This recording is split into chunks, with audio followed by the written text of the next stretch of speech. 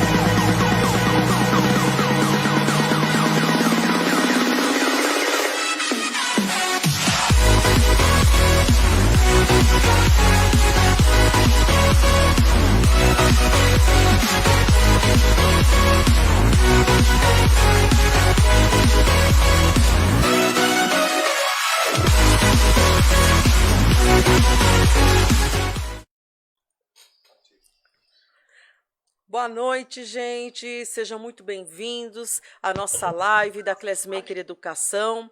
Estamos aqui agora para bater um outro papo, assim, numa esfera diferente, com a Cláudia Lopes. A gente conversou bastante, né, sobre a neurociência, foi fantástica o assunto. Inclusive, esse final de semana nós comentamos sobre essa live. E aí pediram, Cláudia, para reiterar aquele convite de um churrasco com você, porque as pessoas querem muito você assim, Opa, do lado vamos lá, vamos lá. delas. Bom, pessoal, sejam muito bem-vindos. Já estamos aqui com o Alex, com a Cláudia. Eu vou fechar aqui a nossa agenda, só que antes de fechar a nossa agenda, eu queria dar um recado, um recado, enfim, assim, de uma ajuda de forma geral. Todo mundo sabe que eu sou muito engajada, né, nessa ação com os animais, animais perdidos, enfim, resgate. E vai fazer, acho que já uns 2, 3 dias que eu estou vendo uma postagem de uma família que o carro foi roubado, se eu não me engano é um Renault, documentos, levaram tudo e o cachorrinho da família estava dentro. O nome do cachorro é Fubá. E um pessoal de São Bernardo do Campo, Jorge Salomão, acabou de fazer uma postagem. Só se eu estiver muito enganada, mas o cachorrinho me parece ser o Fubá. Então, assim, de repente, quem acabar vendo essa postagem, porque está em vários grupos, por favor, procure esse pessoal, porque agora eles estão divulgando, tá? É importante, o cachorrinho está bem cansado, mas pelas fotos, a gente não tem muito, assim, que duvidar que seja ele. Mas é sempre bom verificar, ok? E, de qualquer forma, se não for o Fubá, nós temos outros que, pela aparência dele, ou ele foi perdido, ou ele foi roubado, enfim, ou ele fugiu, não sei. Então é legal a gente prestar um pouquinho de atenção nisso, ok? Bom, vamos lá fechar nossa agenda, né, de setembro. Nós estamos com a nossa agenda de outubro, assim, gente, cheia, coisa muito interessante. Na verdade, já estamos fechando a nossa agenda de novembro já, tá, gente? Então imagina quanta coisa que está vindo por aí. É muita coisa, gente. Então vamos lá. No dia 16 de setembro, nós vamos estar aqui com a Roberta Guadanucci falando sobre os novos caminhos da educação bilíngue, ok? Temos aí normativas diferenciadas que chegaram, são novas, falando sobre o ensino bilíngue, e automaticamente isso daí acaba envolvendo o quê? O ensino superior, ok? No dia 21 de setembro, nós vamos estar aqui com o Sebastian Gerlich falando sobre o uso das tecnologias como ponte entre culturas diversas. Vai ser muito interessante, gente. Vai ser uma conversa bem bacana, a gente vai estar falando sobre, realmente, assim, são outras culturas, costumes diferentes do nosso, mas de que forma a gente passa a ter um contato com essas culturas e, veja, ela com a gente também, tá? O que é muito importante. No dia 23 de setembro, nós vamos estar aqui com a doutora Elane de Sarno, e ela vai estar falando, né, fazendo jus ao mês do Setembro Amarelo, né, ela vai estar falando sobre um mês de prevenção ao suicídio. Então, ela vai estar dando indicativos, é interessante que a gente pode entrar com pergunta, tirar dúvida, falar como que a gente pode estar ajudando os nossos filhos, os nossos alunos, os colegas dos nossos filhos, enfim, como que a gente acaba vendo esses sinais, né? Como que tudo manda um sinal, como que a gente passa a ter um olhar diferenciado com isso. No dia 28 de setembro, nós vamos estar trazendo aquela live do Benê que vocês pediram, falando sobre educação inclusiva e a musicalidade. Ele está, assim, com vídeos fantásticos, vai estar mostrando alguns alunos dele, tá? Enfim, como que eles se desenvolveram, como que eles evoluíram, como que eles acabaram sendo incluídos desse universo de uma forma bem bacana, de uma forma diferente. No dia 30 de setembro, nós vamos ter aqui a Marisol Melo Alves, e ela vai estar falando com a gente sobre a gestão de carreira, tá? Então, ela vai estar falando um pouquinho como que isso daí funciona. Ela já atua há muitos anos, né, na Microsoft, ela trabalha com microlearning, e vai ser, assim, uma live muito interessante quando a gente tem que pensar no nosso dia a dia e o que a gente quer buscar ali na frente, ok? Em outubro, no dia 7 de outubro, o João vai voltar com a terceira e a última parte sobre o uso de ferramentas virtuais na educação. Ficou faltando um dos temas, tá? A gente abordou bastante, a gente falou bastante, só que ficou faltando uma parte, né, desse conteúdo. Só que, veja, nós não paramos no meio, nós finalizamos em uma das ferramentas, então nós tínhamos outra para ver, então não deu tempo. Então, nessa live, tá? Ok? Jogo da Velha 3, nossa terceira live, terceira e a última dessa sequência, nós vamos estar falando de uma nova ferramenta com começo, meio e fim. Como que vocês podem trabalhar todas essas aplicações novamente, falando justamente sobre como que você consegue atualizar essas ferramentas, unir os dados, criar esses pacotes de dados que são tão importantes quando a gente fala sobre produtos diversos da Microsoft ou do Google Education. Porque a Microsoft tem uma plataforma que também conversa com o Google Education, tá? Que fala, ela trabalha justamente com análise de dados, ela tem um pouquinho de B2B. Então, é interessante esse tipo de assunto. No dia 9 de outubro, eu vou estar conversando com vocês sobre cultura maker na educação. Vou fazer uma live com vocês. Na verdade, eu já fiz Educação 4.0. Eu fiz uma live de cultura maker com a Roberta Guadanucci, que foi pelo Instagram. Então, assim, como nós estamos assim com pessoas bem diferentes daquela época para cá, tá? Isso daí foi em junho. Então, a gente vai estar trazendo justamente esse assunto, ok? No dia 12 de outubro, feriado, segunda-feira, nós vamos estar trazendo para vocês uma reprise da nossa live. Para a gente saber exatamente o que é interessante, a gente gostaria de ouvir um pouquinho a opinião de vocês.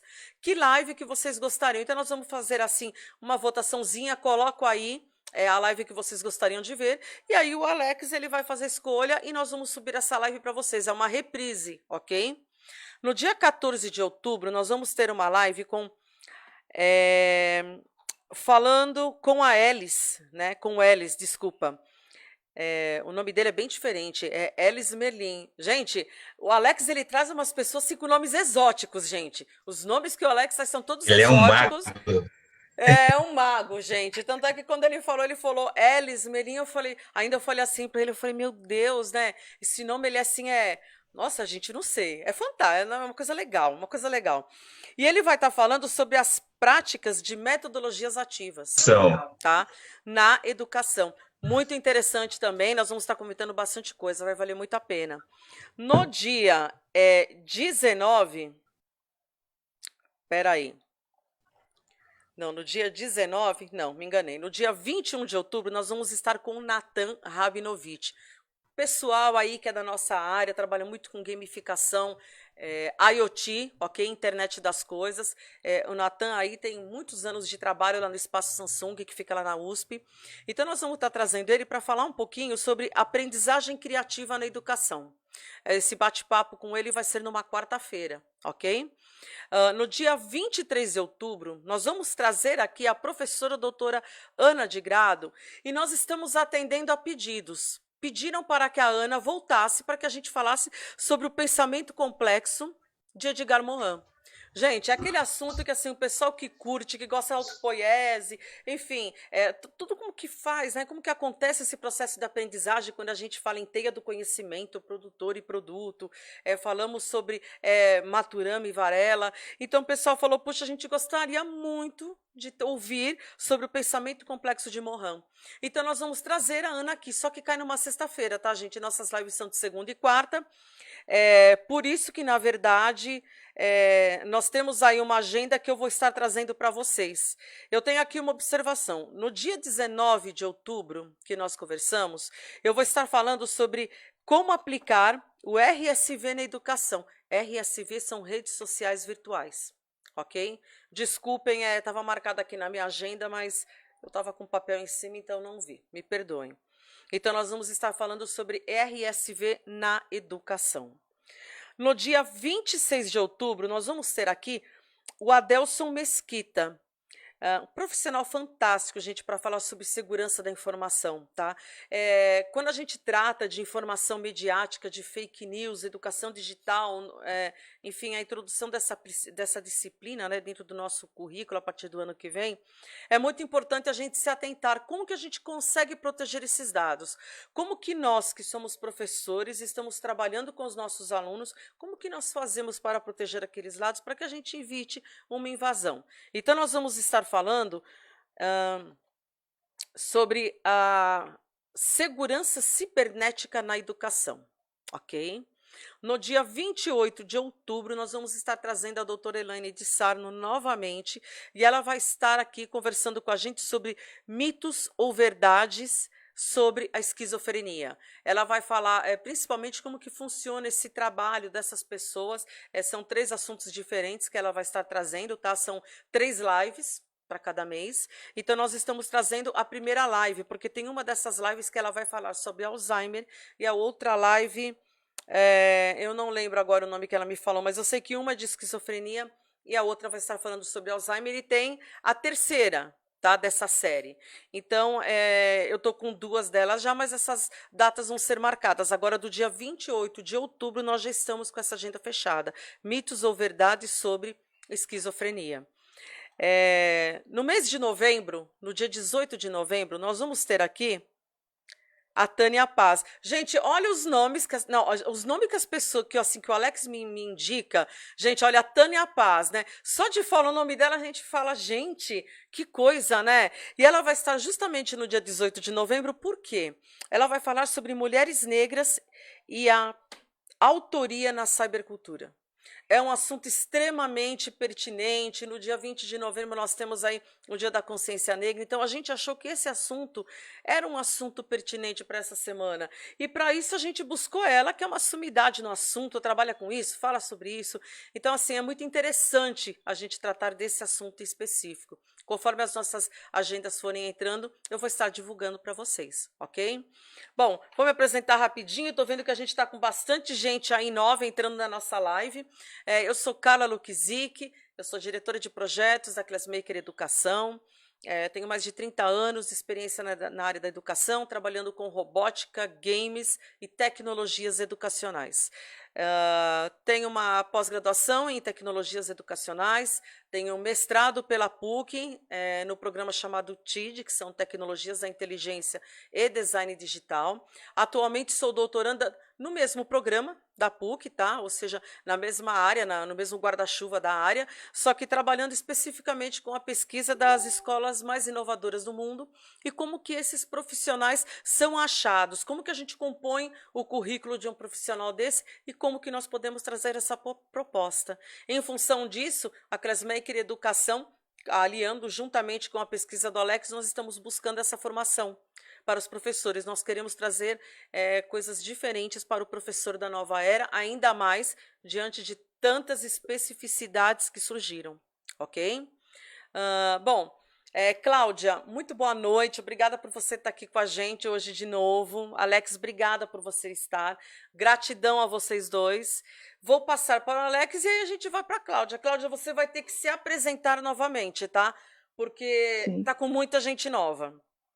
Então, é Tá. legal depois você bater um papinho com o pessoal. Alex, passa a nossa já agenda, por favor, dos cursos, que nem você sempre faz, para a gente poder fazer as divulgações, ok? Maravilha, Carla. Boa noite, pessoal. Boa noite, Carla. Boa noite, Cláudia. É um prazer ter vocês duas aqui comigo mais uma vez nessa noite maravilhosa. Para você que vai assistir essa live aí depois, na madrugada, ou pela manhã, uma boa tarde, uma boa manhã, uma boa madrugada. Enfim, um bom tudo para vocês aí. Eu vou falar um pouquinho para vocês sobre a nossa agenda, tá ok? De cursos da Classmaker que vai acontecer agora em novembro. Então, a gente já está com um curso de construção de mundos virtuais, envolvendo o Minecraft aí, utilizando esse software maravilhoso para construir mundos virtuais, rolando aí até o mês de setembro inteiro. Nós também estamos com o curso de redes sociais, que já está rolando aqui também com o pessoal. A galera do curso de redes sociais que estiver aí nos assistindo, dá um oi para a gente. Boa noite para vocês também. Em outubro, nós vamos começar a fazer nós vamos ter uma nova turma, tá, pessoal? Uma nova turma aí do curso de construção de mundos virtuais também. Então, você, educador, você, professor, que quer falar um pouquinho da linguagem que os seus alunos vêm falando ultimamente, que é essa linguagem dos games virtuais, entre em contato com a gente, faz o nosso curso de construção de mundos virtuais e aprenda como é fácil construir projetos a partir da utilização de games que os seus próprios alunos já utilizam no dia a dia aí deles. Além do curso de construção de mundos virtuais, nós também vamos ter o curso de criação,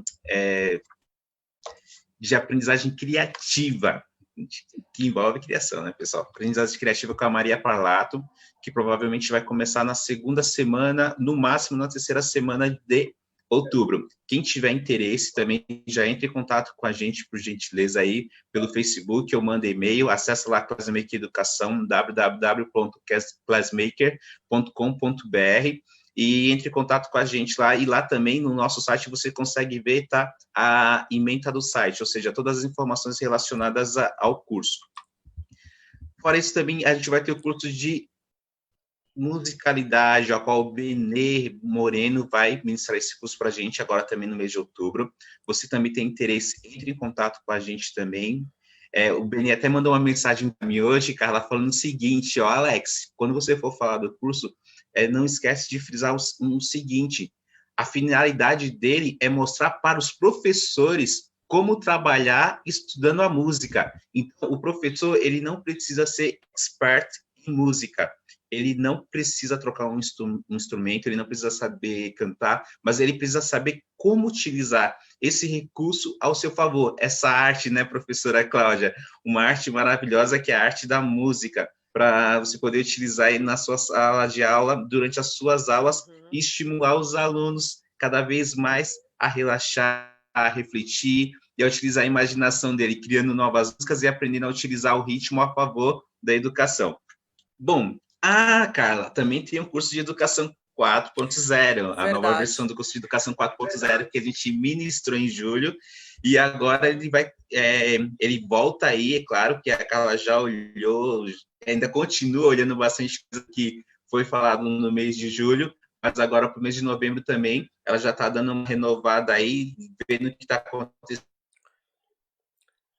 Alex, o seu sinal cortou, não sei se você está me ouvindo.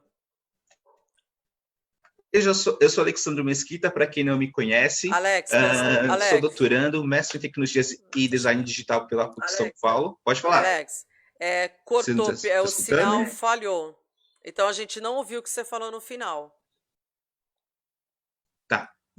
Me fala a última. Você lembra a última frase que eu falei, Carla? Tá picotando a transmissão. Cortou não deu para ouvir, então a gente não sabe aonde que você parou, não sei em que. Você tinha falado do curso do Benê, a partir dali falhou a comunicação. Ela travou de novo. Ok. Gente, a internet hoje aqui está maravilhosa, daquele jeito. Bom, deve ser o calor, né? Que acaba influenciando nos raios. Mas vamos lá. Tá me escutando agora, Carla? Não, Oi? Tá picotando de novo. Travou novamente.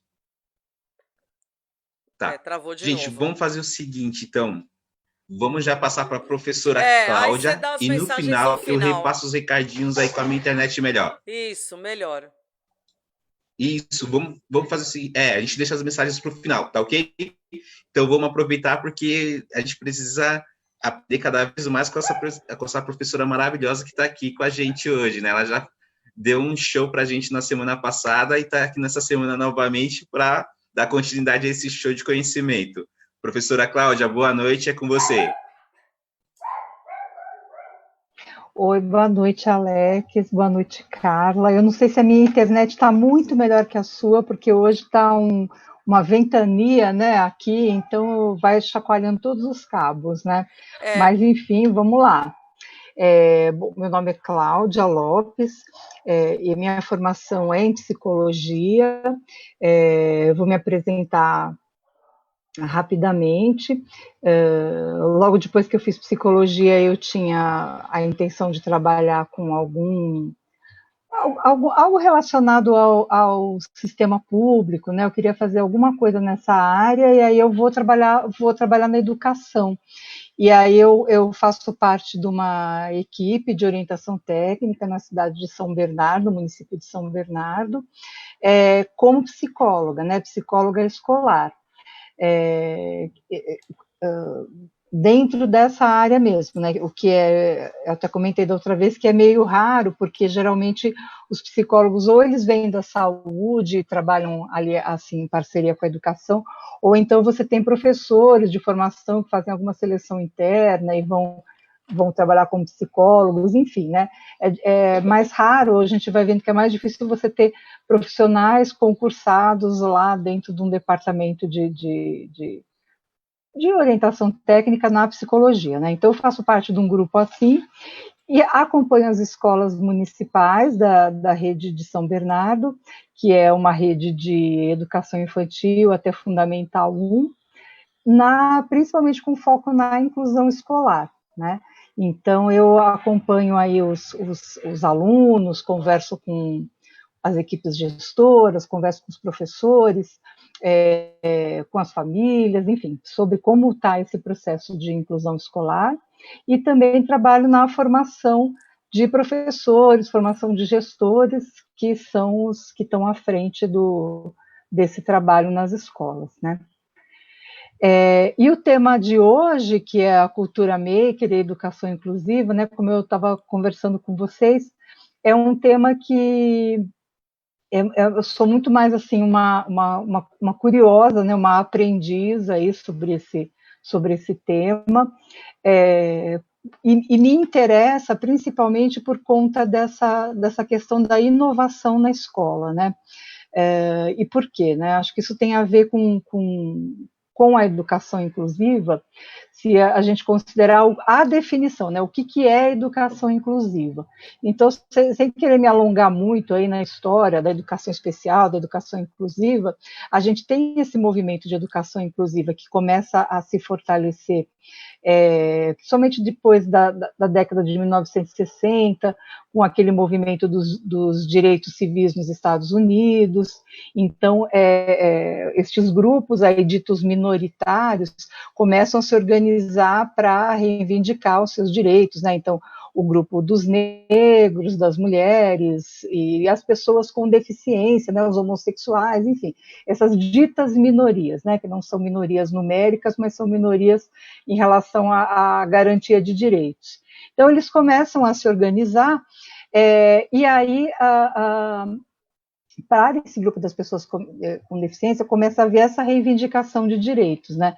E que é mais ou menos aquele mote: você é um cidadão, você paga impostos, você vive naquela cidade, você é submetido às mesmas leis, porém você não tem os mesmos acessos, né, que as demais pessoas. Em relação à educação, a gente tem um paradigma aí que começa com as escolas segregadas, né, as escolas especiais. Aliás, não começa com as escolas especiais, né, a escola especial é até um avanço em relação ao que se tinha anteriormente, que era a exclusão completa desse público das alternativas educacionais. Então, e você chega nas escolas especiais por muita luta, inclusive dos pais, né, para que existam propostas educacionais para os seus filhos. E aí, com isso, a sociedade começa a aceitar a presença dessas pessoas. Eu digo aceitar porque não é ainda uma inclusão, né? Então, o que a gente chama aí dentro da história da educação especial como um momento da integração, que significa o quê? Se essa pessoa conseguir, por seu próprio mérito, ingressar numa instituição social ali, do jeito que ela então essa pessoa pode ficar e pode ali conviver em espaços às vezes mais ou menos segregados, né? Então sempre tem aquele exemplo lá de uma pessoa, se a pessoa tem uma deficiência física e não usa uma cadeira de rodas, e na frente da escola tem uma escadaria imensa, se ela conseguir dar um jeito de pular essa escadaria e conseguir frequentar a escola, então ela pode até frequentar a escola, né? Então, isso que a gente chama de integração. As pessoas podem estar presentes, mas desde que elas se adaptem a esses recursos. E a questão da inclusão, ela vira isso de cabeça para baixo, porque ela vai dizer o quê? Por mais que você tenha situações em que algumas pessoas possam se adaptar com alguns recursos a esses espaços sociais, você vai ter muitas situações onde isso não vai ser possível, né? Fica, então, se a gente coloca desse jeito, fica sempre a responsabilidade em cima das pessoas individualmente terem que fazer mudanças para participar da vida social. E, na verdade, isso deveria ser uma preocupação de toda a sociedade. Então, a sociedade que se organiza para que todos, independente das suas diferenças, possam participar. Então, aí o bom exemplo, né, dentro desse mesmo exemplo que eu estava falando, é a questão da rampa, por exemplo, né? Então, você pode ter uma escada, mas você também tem uma rampa de acesso. E outras pessoas com uma dificuldade de mobilidade, ou que usam uma cadeira de rodas, enfim, podem utilizar a rampa, e aí o acesso é garantido para todos, né? Dentro dessa ideia de educação inclusiva, então, como é que isso chega na escola, né? A escola da integração é aquela assim, olha, esse aqui é o nosso currículo, isso aqui é o que a gente aprende, o que a gente ensina aqui. Então, se você conseguir acompanhar a turma, se você conseguir ir no ritmo daquilo que as coisas são feitas, você pode ficar. Se você não conseguir, então, sinto muito, aqui não é o seu lugar. E a escola inclusiva também vem subverter isso aí, né? Então, qual é a proposta? A proposta é quais são as suas necessidades, né? Você é um aluno. Então, para a gente atender você como aluno, a gente tem que olhar as suas necessidades e procurar, então, oferecer o que a gente está trabalhando aqui, os nossos conteúdos, enfim, de uma maneira que você possa acessar. Então, pensando nessa definição, né, a gente vê que para isso funcionar, a escola tem que mudar. Isso é ponto pacífico, né? Acho que isso é uma coisa que eu aprendi aí nesses 20 anos trabalhando com esse assunto, acompanhando escola, discutindo aluno, enfim, é que você precisa ter uma mudança na forma como a escola está organizada. E quando você pensa, então, nessas alternativas que abrem a mente da escola, né, abrem a escola para outras possibilidades, como é a cultura maker, né, essas metodologias ativas, enfim, isso caminha na direção dessa maior abertura da escola, dessa flexibilização da escola, saindo daquele espaço, né, tradicional, fechado, onde você só acessa se você agir dentro daquela forma, para um outro tipo de pensamento, né, um outro tipo de dinâmica, um outro tipo de organização, que ela é mais fluida, e aí ela permite outros tipos de participação. Então, é por conta disso que eu fui lá estudar um pouquinho, tentar entender o que é a cultura maker, né? Porque ela é uma proposta em que você tira o professor do centro do processo de ensino e aprendizagem, e você coloca o aluno nesse centro, né? Então, não é o professor e o que eu tenho que ensinar, estou aqui um 6º ano, em matemática vocês vão aprender isso, não, não é isso, né? São os alunos, e o trabalho tem que ser centrado na aprendizagem dos alunos, né? Então, daí eu acho que tem um paralelo interessante que vale a pena a gente discutir e conhecer melhor, né? Então, mais ou menos por aí. Maravilha, Cláudia. Eu tenho uma imagem que eu estou tentando compartilhar aqui com o pessoal, mas eu não estou conseguindo no momento. Deixa eu verificar aqui. Estou apertando aqui no... que fala justamente sobre essa questão, professora Cláudia, em relação à igualdade, em relação até mesmo dessa questão de você, às vezes, ter um deficiente físico, não consegue andar, precisa utilizar a cadeira de rodas, e você tem uma escadaria para conseguir ultrapassar aí essa barreira para poder acessar as salas de aula. Deixa eu ver se o Serguei me ajuda a mostrar, porque tem uma imagem que eu quero mostrar para vocês, pessoal, que ela ilustra muito essa questão, porque você acaba entrando, assim, todos têm os mesmos direitos iguais para todos, mas será que é o direito igual? Será que tudo tem que ser igual de fato para todo mundo? Porque para uma pessoa que tem deficiência, eu não posso utilizar uma escada para ela, se não se trata de um cadeirante, eu não posso utilizar uma escada para dar acesso a ele à sala de aula. Então, tem a questão da igualdade e também tem a questão da equidade. Então, o professor ele também tem que ter essa sensibilidade e, é claro, a direção da escola também precisa ter essa sensibilidade de relacionar. Espera aí que agora eu vou conseguir mostrar a imagem para vocês, que vai ilustrar muito essa fala da professora Cláudia. Ele liberou aqui para mim. Deixa eu ver. Pronto. Cadê aqui? Vocês conseguem visualizar? Está carregando. Está carregando? Gente, isso mesmo. E assim, essa imagem, ela traz, de fato, ela ilustra. O que a professora Cláudia acabou de falar para a gente, ela ilustra. E é engraçado, né? Aqui você vê a igualdade. E do outro lado você vê a equidade. Então, essa imagem, ela é bem... gera uma discussão. Ela é bem ilustrativa, porque a palavra igualdade, né, ela pressupõe que todos têm os mesmos direitos, têm que ter o mesmo acesso, né? Só que quando você fala igualdade, também as pessoas costumam entender que todos têm que ter coisas iguais, têm que ter recursos iguais, né? E a imagem, ela ilustra bem que recursos iguais não garantem o acesso. Então, a gente não tem que pensar no recurso, né? No caso, é o caixotinho, né? Então eu vou comprar um caixotinho para cada um e todo mundo vai ter acesso. Não, né? Porque nesse caso eu pensei no recurso isolado. O que eu tenho que pensar é na situação, né? No segundo quadrinho, é como se fosse uma situação de aprendizagem, né? Então, como é que eu vou criar uma situação de aprendizagem em que todos os meus alunos tenham acesso igual, né? É o acesso que é igual. O recurso, ele varia.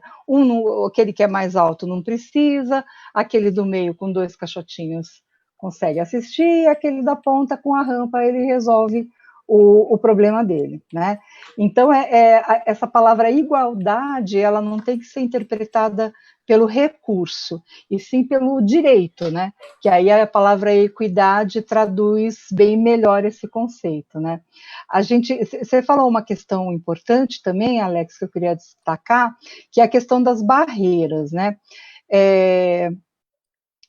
A inclusão escolar, ela é uma questão de remoção de barreiras, né? É muito importante que a escola tenha isso claro, né? Pensar que tipo de barreira que os alunos com deficiência ou com alguma diferença significativa podem estar encontrando aqui dentro da escola para aprender. Eu não sei, não me lembro se eu comentei na live passada, mas se eu não comentei, né, acho que sempre vale comentar novamente. essa questão o conceito de deficiência que a gente tem hoje, né? Que é um conceito que é de 2006, aí, que foi lançado na Convenção Internacional da ONU dos Direitos da Pessoa com Deficiência, e que ele vai dizer o quê, né? O que é deficiência? A deficiência é o resultado de uma interação entre uma condição orgânica, limitações orgânicas de ordem físicas, né, orgânicas, uma interação dessas questões com o ambiente em que a pessoa vive, né? O que isso significa? Então, para eu saber se uma pessoa, o que é uma deficiência, não adianta eu olhar para a pessoa isoladamente. Você está numa cadeira de rodas, tem síndrome de Down, então isso aqui com certeza é uma deficiência. Esse é um conceito de deficiência que é um conceito ultrapassado. De acordo com a convenção, a gente tem que olhar qual que é a interação dessa pessoa com os recursos que ela tem no ambiente dela. E se esse ambiente pode oferecer mais ou menos barreiras para a interação dessa pessoa. Eu sempre brinco, né? Uma coisa é você nascer com uma deficiência física, aqui na Vila Ferreira, em São Bernardo, e outra coisa é você nascer na Suíça, né? Então, em um lugar, você vai ter que sair de casa 4 horas da manhã, você tem que esperar o ônibus adaptado passar, e tem que ter alguém que vai te dar uma mãozinha ali no ponto para botar a cadeira dentro do ônibus, e enfim, né? Você vai ter que sair da sua casa sempre 3, 4 horas antes para poder chegar no trabalho. E em outro lugar você tem acesso ao transporte público, uma ajuda para adquirir um veículo, enfim, né? Então, se a gente for comparar essas duas pessoas com deficiência física, nesses dois ambientes, elas são muito diferentes, né? A deficiência delas não é da mesma natureza, porque em uma ela tem barreiras que estão impedindo a participação dela plena naquela sociedade, e em outras não. Aquelas barreiras, são removidas por uma organização da sociedade, né? Então, o conceito de barreira na educação inclusiva, ele é muito importante, ele é um conceito fundamental, e é uma coisa que a escola tem sempre que se perguntar, né? Então, desde as coisas mais simples, né? Eu tenho um aluno surdo, e o professor dá aula de costas para ele. E aí, né? Como é que ele está acessando o conteúdo até coisas que são muito mais que passam mais despercebidas, que é o próprio acesso ao currículo, né? E aí eu acho que vem de novo, né, uma relação com o tema que a gente está discutindo, que às vezes não, infelizmente, é muito mais comum do que eu gostaria que fosse, a escola ainda tem uma organização extremamente tradicional. Você entra numa sala de aula para fazer uma observação, para conhecer, o que você vai ver? Você vai ver carteiras enfileiradas, né, organizadas assim, nas fileirinhas, de frente para uma lousa, coisas escritas na lousa, professor ali falando, dando uma aula expositiva, né? Infelizmente, com raríssimas exceções, é o cenário que a gente encontra. Uma coisa simples, por exemplo, colocar as cadeiras em U, né? Ao invés de pôr em fileirinha, você colocar em U. Difícil você chegar e ver uma situação dessa, que se você pensar, é uma adaptação muito simples, é mexer as cadeiras do chão, né? Mexer de lugar. E aí você ainda não tem esse tipo ainda é difícil ver isso. Então, com esse tipo de configuração, você vai criando uma barreira para os alunos que não respondem de uma maneira mais, vamos dizer, ortodoxa ou mais esperada, né, para esse tipo de organização, que é o quê? Aquele aluno que senta e que copia da lousa. Se ele sentar, se ele copiar da lousa, encher o caderno, mostrar o caderno lá todo cheio, então ele é um aluno legal, não vamos nos preocupar com ele, porque ele está indo bem. Agora, se alguma coisa der alguma encrenca nesse processo, ou ele não copia da lousa na mesma velocidade, ele não tem uma organização, não estou nem falando de deficiência, né? Estou falando de outras coisas. Ou seja, aquilo é uma barreira para ele, aquilo é uma barreira, e ele vai ficando para trás, né? Então, não cabe a esse aluno se autotransformar ali e virar um copiador de lousa eficiente para que ele consiga participar da escola para que ele consiga aprender. Quem é que tem que se modificar aí? Quem tem que se modificar é a escola. Então, a filosofia, inclusive, ela fala que quem se modifica é o meio, não é a pessoa. Então, a escola tem que procurar estratégias mais inclusivas, estratégias que trabalham na remoção de barreiras, né? E por isso, então, essa ideia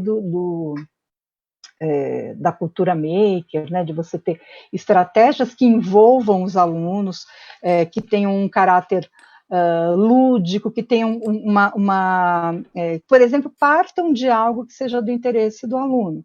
O aluno ele quer construir uma coisa X, ou ele se interessou por tal assunto, e aí ele quer montar algo, um desafio, um projeto, alguma coisa nesse sentido, né? Então, isso dá uma invertida no processo, né? Eu só ia comentar uma coisa, professora, que é o seguinte, eu estudei, eu tive a oportunidade, eu agradeço muito de ter estudado numa ONG em contraturno da escola. Então, pela manhã eu ia para a escola e à tarde eu ia para essa ONG, onde eu aprendia bastante coisas. E lá eles tinham um projeto que se chamava Estação Memória. A ONG se chama até Associação Obra do Berço. E eles tinham um projeto que foi criado, que se chamava Estação Memória, onde a gente se comunicava por cartas com idosos que frequentavam uma biblioteca ali em Pinheiros chamado Álvares Guerra. E a gente trocava cartas, só se correspondia por cartas com esse pessoal, que foi bem legal, porque acabou ajudando a gente em relação ao desenvolvimento da escrita nesse processo. E teve um dia que ele marcou de conhecer os idosos com os quais a gente se correspondia. E a gente foi lá e eles fizeram uma recepção para a gente muito legal quando a gente foi na biblioteca. Passado-se um tempo, foi o contrário, eles iriam visitar a gente. E aí que é a grande questão, eles têm as suas limitações, devido à idade, devido à locomoção, vários fatores, várias situações que impõem limitações. E lá na ONG, a gente tinha escada e tinha várias coisas assim que, na nossa visão, poderia ser um problema para eles se locomoverem, para fazer uma coisa ou outra, uma atividade. Só que o mais bacana é que as educadoras lá, elas jogaram o problema para cima das crianças, ou seja, elas jogaram assim no bom sentido. Sim, elas trabalharam essa problemática com a gente e falaram assim, o que a gente vai fazer para quando os idosos chegarem aqui? Como a gente vai fazer essa recepção? Então, a gente fez todo o planejamento, desde o momento do almoço com eles, o momento das brincadeiras que a gente poderia ou não fazer com eles, o espaço físico, o que a gente ia ter que colocar de sinalização, cuidado com a escada, cuidado com isso, cuidado com aquilo. Então, o meio realmente foi modificado para receber esses idosos, como você acabou de falar. E o mais engraçado é que as educadoras proporcionaram que a gente, quanto educandos, criasse um projetinho de recepção desses idosos. Então, você já viu aí uma aprendizagem baseada em projetos, por mais que não seja um projeto complexo, mas foi um projeto simples que ajudou a gente a se pôr no lugar do outro e pensar e como modificar ali o meio, que eu acredito que é o que, de fato, as escolas também precisam começar a realizar junto com os seus alunos, construir juntos. Só queria deixar esse depoimento aí. Nossa, acho muito legal você compartilhar isso, porque acho que dois aspectos, né, que eu queria ressaltar. Primeiro, assim, muitas vezes o professor, quando ele planeja o trabalho dele, ele tem que dar conta de tudo, né? Então, eu vou pôr um desafio para os meus alunos, que eles vão responder de 3 jeitos, quando eles fizerem A, eu falo B, quando fizer B, eu falo C, né? E, de fato, ele não tem o hábito, é difícil você ver, né, ele ter o hábito de jogar para os alunos nesse bom sentido. De fato, não é eu vou pensar antes em 3 coisas, eu vou compartilhar, vamos juntos aqui pensar, como vamos resolver, né? E é muito interessante porque muitas vezes vem coisas assim que surpreendem, né, os adultos, né? E a outra questão do trabalho com projetos, que eu acho muito interessante aí para essa área da inclusão, a própria área da deficiência intelectual, né, com que eu acabo me envolvendo mais, a questão dos pensamentos não tradicionais, né? Aquela forma que os alunos têm de lidar com a construção de conhecimentos, que ela muitas vezes ela é diferente, você não consegue acompanhar o processo, não quer dizer que ele não exista, né? Quando você propõe uma situação que é mais aberta, você proporciona várias possibilidades de abordagem, né? Então, você pode ter um aluno ali com altas habilidades, que vai procurar, vamos fazer uma ponte pêncil aqui, aí eles vão acessar por ali e tal, né?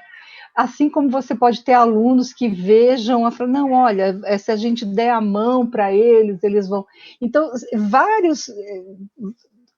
um grupo de alunos motivado por um desafio vai poder solucionar de diversas maneiras um desafio, né? E o que, então, eu tenho que avaliar como professor? Que eu acho que é isso o que é o X da questão, né? O professor coloca uma tarefa para que os alunos respondam e existe a resposta certa. Então, ele espera que o aluno responda daquele jeito. Se a pessoa não responde daquele jeito, então ela fracassou na tarefa, né? Então, a forma de formular a tarefa, na minha visão, é que é o problema aí, né? O problema não é ele tem que chegar à conclusão ali que é preciso fazer um corrimão para os idosos, esta é a resposta certa. Não, a pergunta tem que ser, ele tem que fazer propostas que envolvam, primeiro, os recursos disponíveis, porque a gente não vai poder comprar nada, aquilo que ele conhece do nosso espaço, a segurança do idoso que vai se movimentar, e a comunidade. Você formula o objetivo de uma outra forma. E aí você observa os alunos. Então, aquele aluno que tem uma deficiência intelectual, que tem uma dificuldade, ele fez isso. Quando ele fez ali um desenho, quando ele falou pegou pela mão, ele estava com essa preocupação, ele atingiu, né? Então, ele não vai fazer a ponte ali, aquela coisa mais avançada, né? Mas ele vai atingir esse objetivo que é garantir o trânsito daqueles idosos ali no espaço. Então, é uma mudança na forma de você olhar a avaliação, uma mudança na forma de você olhar como você coloca objetivo e conteúdo para os alunos, né? Ela exige isso. E se você faz isso, obviamente você vai ter um ambiente muito mais inclusivo. E tudo aquilo que ajuda esse tipo de organização, né? Como essa cultura maker aí, isso é muito bem-vindo na escola, porque cria um espaço, uma organização em que os alunos não precisam fazer todos a mesma coisa ao mesmo tempo, do mesmo jeito, na mesma velocidade e com o mesmo produto, que infelizmente é o que a gente ainda vê muito, né? Sim. O legal é que você acabou de descrever agora, sabe o que, professora Cláudia? O design social.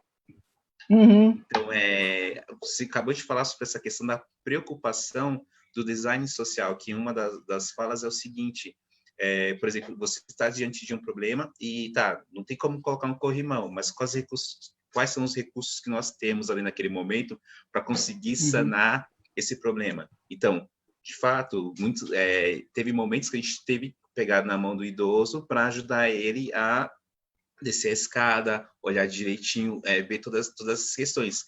Na mesma forma, é na escola. Se você tem pessoas que possuem deficiência física ou limitações também em relação, seja limitações psicológicas, enfim, ou não precisa estar relacionado apenas à questão física, porque muitas das vezes também você tem uma dificuldade psicológica que acaba refletindo na execução de certas ações.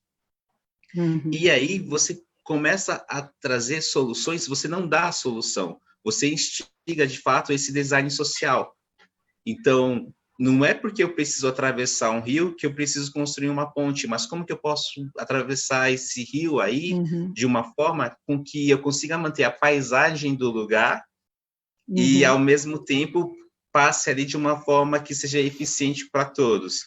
E aí a gente acaba entrando num design social, Então, olha só quanta coisa legal a gente começa a trabalhar dentro da escola e muitas das vezes a gente não percebe que são elementos, é claro que eles existem na teoria, tem uns nomes específicos, mas muitas das vezes você está trabalhando com isso na sua escola e não sabe. E é importante você saber ter o conhecimento do que você trabalha dentro da sua escola. Você trabalha com a cultura make, e às vezes você não consegue perceber isso. Você está trabalhando com design social, e você também não percebe. Você trabalha com desenvolvimento mental, e muitas das vezes você está fazendo uma atividade, e você não consegue perceber que nessa atividade você está ajudando esse aluno a se desenvolver enquanto um ser social, enquanto um indivíduo que pertence a uma sociedade. Então, esse é um tema maravilhoso que a professora Cláudia trouxe hoje em relação a essa questão da inclusão, de fato, né? E qual que foi a experiência mais marcante, professora, que você vivenciou aí durante esse seu processo, essa sua curiosidade sobre esse tema? Assim, né, eu sou muito assim, entusiasta dessas coisas criativas na escola, né? E eu acho que esse é um caminho, né? A escola ficar mais aberta aí para esse funcionamento de projetos é um caminho para a escola se tornar mais acolhedora e admitir alunos, né, em diferentes configurações. Eu gosto muito, por exemplo, da questão eu acho que eu trabalho muito com atendimento educacional especializado, né, que é aquele um programa visando a remoção de barreiras para esses alunos com deficiência. E existem muitas experiências interessantes que são feitas através do atendimento educacional especializado e que acabam promovendo essa inclusão aí. A princípio, parece como uma coisa que é voltada só para um aluno, de uma maneira isolada, mas se ele tem como objetivo modificar ali a forma como a turma se relaciona, como o professor da sala comum se relaciona ali com a aprendizagem, ele acaba tendo muito mais benefícios, né? Vou dar assim exemplos, né? Tem um projeto que é super interessante, que é daquele site Diversa, né, do Instituto Rodrigo Mendes, que se chama Materiais Pedagógicos Acessíveis, né? E qual que é o objetivo do projeto? É construir materiais concretos, assim, né, tridimensionais, materiais de apoio às aulas,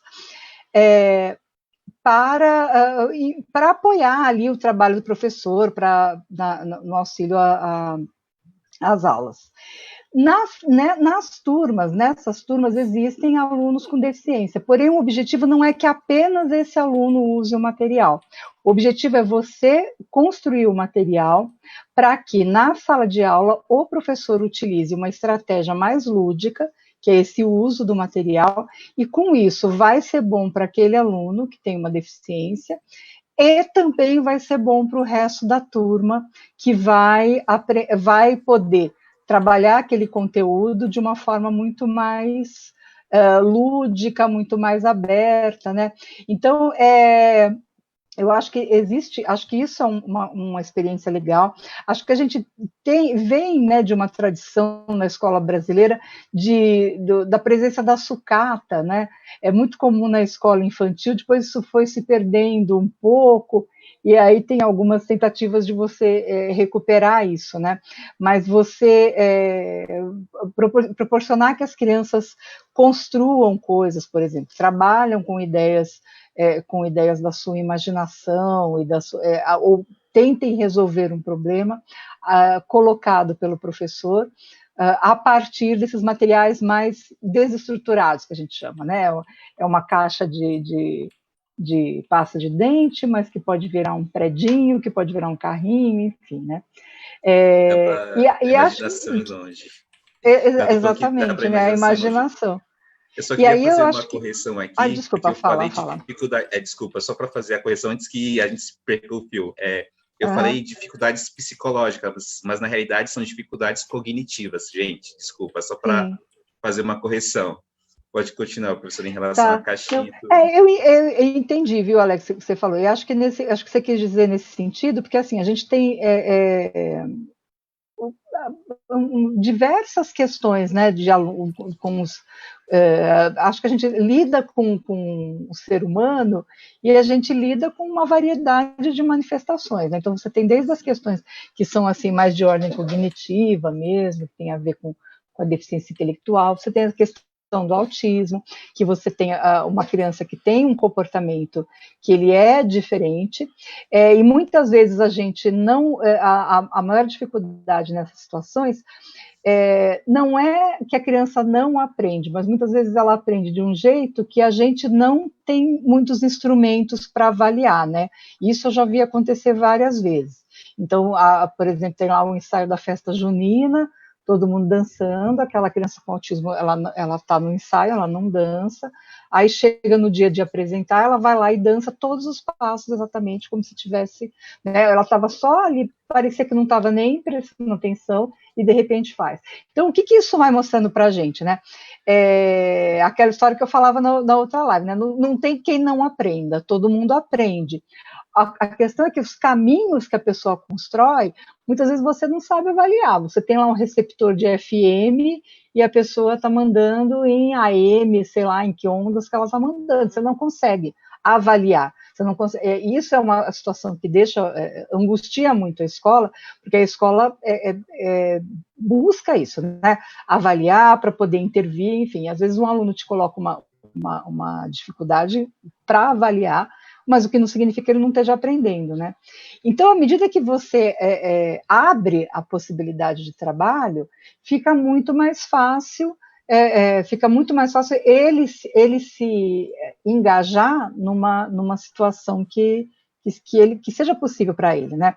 Às vezes, por exemplo, outras situações também que eu já vivi, alunos que acabam construindo um papel muito negativo na escola, né? Aquele aluno que faz bagunça, que não fica em lugar nenhum, que não fica na sala, que cria...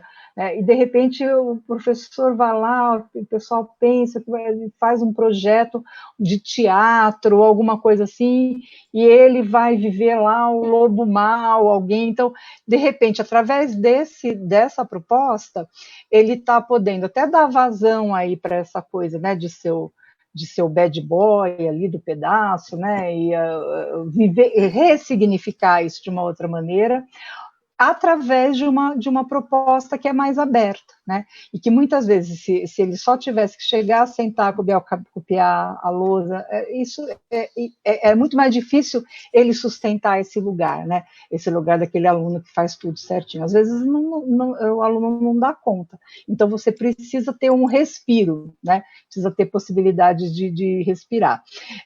Acho que quando você estou pensando aqui no exemplo do asilo, né, que você falou lá, dos idosos que foram visitar. Acho que o desafio que se coloca é como você alia aquilo que você precisa fazer com seus alunos, a situação de aprendizagem que você precisa desenvolver, com estas propostas que são mais abertas. Essa é a dificuldade.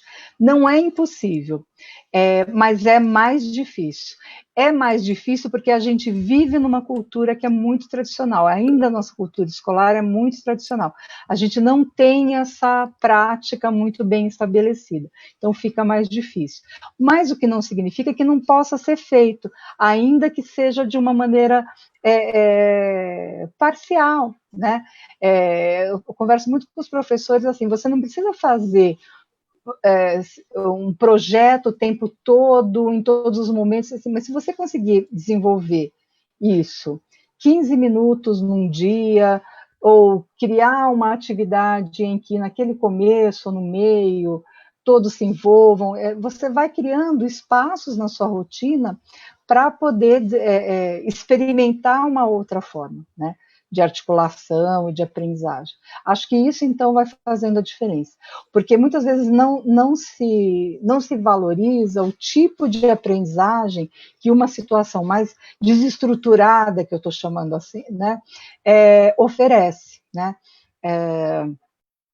Por exemplo, aquilo que o aluno tem que mobilizar como planejamento para dar conta de uma situação dessas, de uma visita num espaço,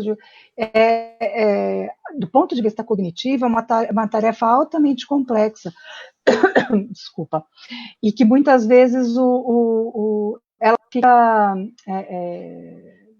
não se dá devida importância, né? No caso da deficiência intelectual, né, só para exemplificar, muitas vezes o professor não sabe o que fazer com aquele aluno. Então ele fala, eu vou começar do começo, vou começar das formas geométricas, vou ensinar cor, vou ensinar formas geométricas. Só que os conceitos de forma geométrica e de cor são conceitos altamente abstratos, né? Você está destacando de um objeto concreto uma determinada característica, a cor. Se eu chego para você e falo, o que é isso? Né? Que cor é essa? A criança olha e fala, é uma caneta, né? Falando, mas eu não quero caneta, eu quero a cor, eu quero a cor. Então, às vezes o professor acha que está facilitando a vida do aluno quando ele está dificultando, né? Por quê? Porque se existe para as crianças que não têm uma questão cognitiva, é mais simples você construir a partir de compreensão de formas e tal, você vai aprendendo esses pequenos conceitos, porque você tem mais facilidade para abstrair esses elementos de uma experiência concreta. Para uma criança que tem justamente essa dificuldade, é a última coisa que você devia fazer. Então, o que você devia fazer com essa criança? Situações em que ela se motive, situações em que ela possa trabalhar a autonomia dela. Então, se tem lá um projeto, vamos receber a visita dos idosos, o que você pode fazer? Né? Qual que é a sua proposta? O que ela sugere? Então, se ela sugerir alguma coisa, por mais simples que pareça, isso está evidenciando o quê? Que existiu ali um movimento cognitivo de compreender a situação, de responder à situação, de se colocar no lugar do outro, né? Então tem a ver com essa questão da flexibilidade do pensamento. Então olha o quanto de coisas que você está trabalhando do ponto de vista abstrato, que é aquilo que todo mundo fica morrendo de medo. Não, vou trabalhar com o aluno no concreto. O que quer dizer o concreto e o abstrato para você trabalhar com um aluno, né? Por mais difícil que pareça o trabalho na abstração com alunos com comprometimento cognitivo, é justamente a abstração que você tem que trabalhar, né? Isso é um postulado do Vygotsky aí na teoria dele, né? Ele vai dizer que justamente porque é o que ele mais tem dificuldade, é o que é mais difícil, é isso que você precisa trabalhar. E o que é trabalhar a abstração, né? É trabalhar estas coisas que são muito mais, elas vão com muito mais profusão numa visita, do que no triângulo e na cor amarela, ali na cor azul, né? Então, dar respostas, fazer escolhas. Muitas vezes uma criança com deficiência, ela não tem oportunidade nenhuma de fazer escolha. A mãe põe, eu ponho aqui a camiseta do Mickey, que ele gosta do Mickey, põe a camiseta do Mickey, tá, mas se ele quer outra coisa, se ele não quer mais o Mickey, se ele quer escolher uma outra, você não dá este tempo para a criança poder decidir, você vai decidindo por ela. Então são pequenas coisas, né, que você que vai observando, e que é sim possível trabalhar a abstração, né, e que essa ideia da cultura maker, da construção de dispositivos para você resolver desafios, né? O que é que resolve esse desafio? É justamente aí que ela vai poder desenvolver isso, né? O Marx tem uma frase lá no Capital, que ele fala que vai falar sobre o trabalho, né, o trabalho humano, e ele faz um paralelo aí com as abelhas e com as aranhas, né, que as aranhas tecem teias que deixariam uns tecelões assim, né, fascinados, e as abelhas fazem as colmeias que um melhor dos arquitetos não conseguiria reproduzir, mas qual é a diferença? Né? O que ele fala? O pior arquiteto do mundo, antes de construir alguma coisa, idealizou abstratamente aquilo que vai construir. O que não acontece com a abelha nem com a aranha, que constrói, faz as coisas por instinto, né? Então, o ser humano faz parte da nossa humanidade essa abstração, é fazer primeiro cognitivamente, né, mentalmente, idealizar para depois construir. Então, se a gente trabalha esse processo na escola, de pensar e produzir, né? Daí o que é muito legal na cultura maker, que você tem que fazer coisas mesmo, mas não é fazer qualquer coisa, você fez uma coisa. Então você está indo no X da questão.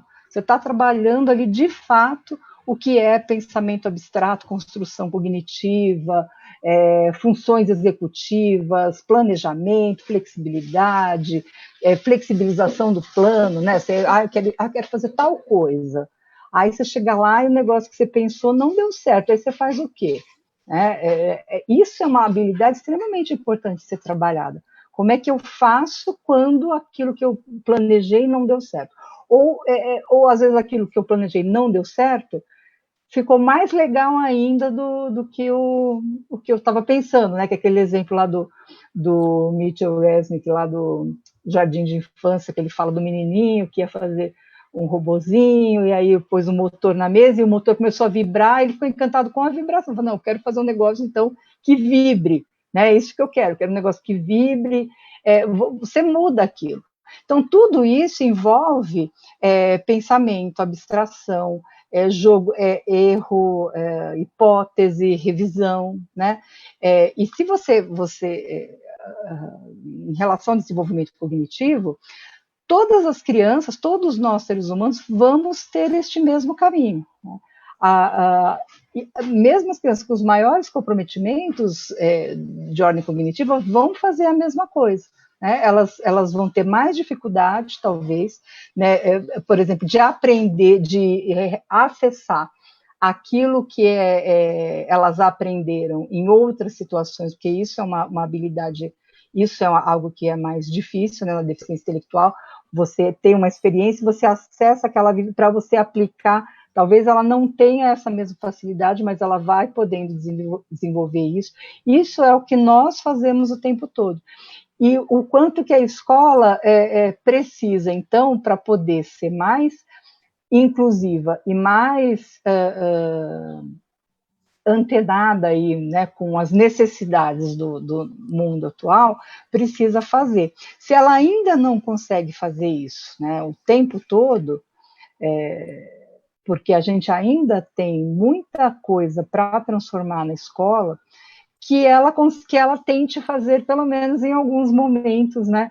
Você contou da experiência da visita, eu fico pensando, se a gente vai lembrar da nossa vida escolar, né?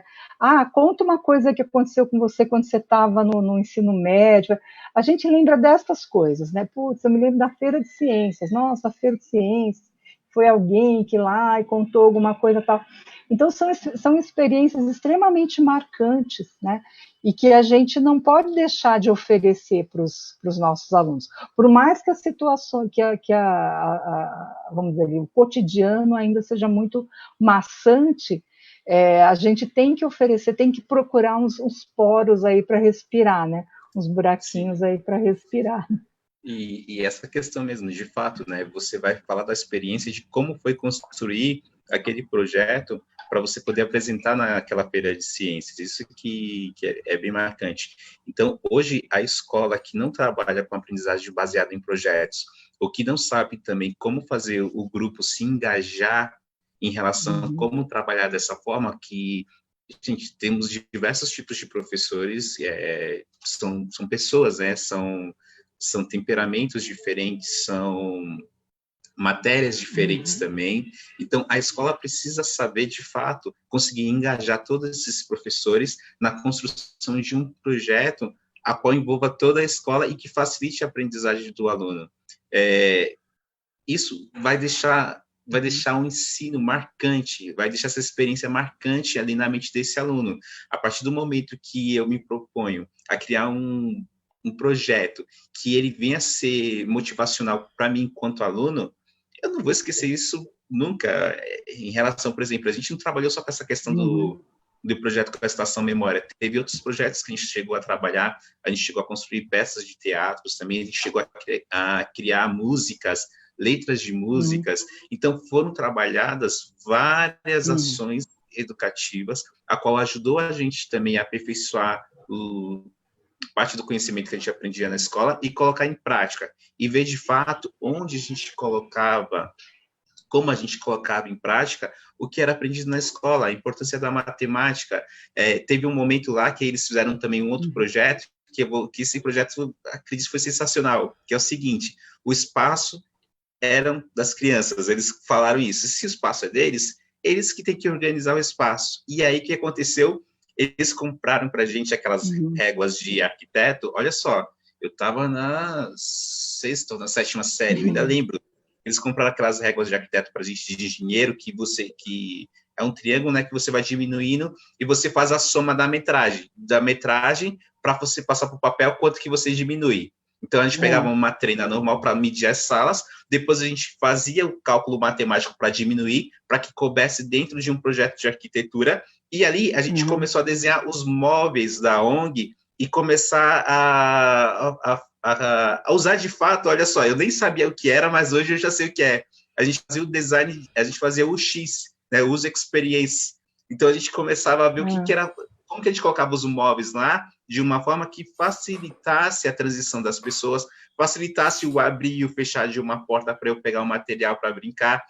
Então, a gente organizou a biblioteca, a gente organizou o escritório, onde ficava a secretaria, a gente organizou a sala de teatro e usamos matemática, aquela coisa que todo mundo olha assim, pô, matemática é chato pra caramba, mas de uma forma diferente, eles inseriram a matemática pra gente, e a gente começou a utilizar ela na construção do nosso ambiente.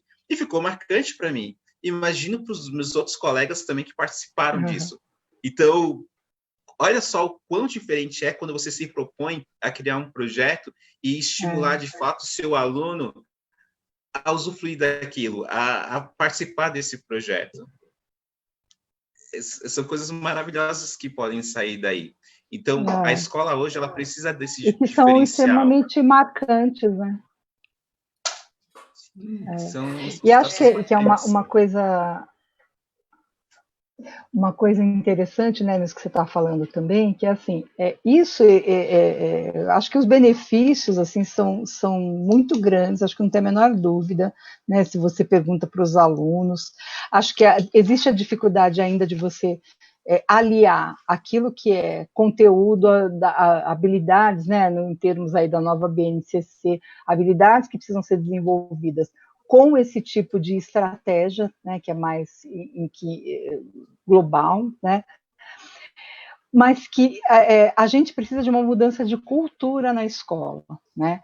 Acho que a gente não pode, a gente tem que cair assim da tentação de achar que não é um professor que ainda não faz, porque não é um professor que ainda não faz, né? Você pode ter um professor que seja extremamente, não, olha, eu vi isso que eu tenho que fazer e tal. Se ele está numa escola que não valoriza esse tipo de prática, ele não vai conseguir mudar, né? Não vai conseguir implementar mudança, porque é aquela história lá da andorinha que não faz verão, né?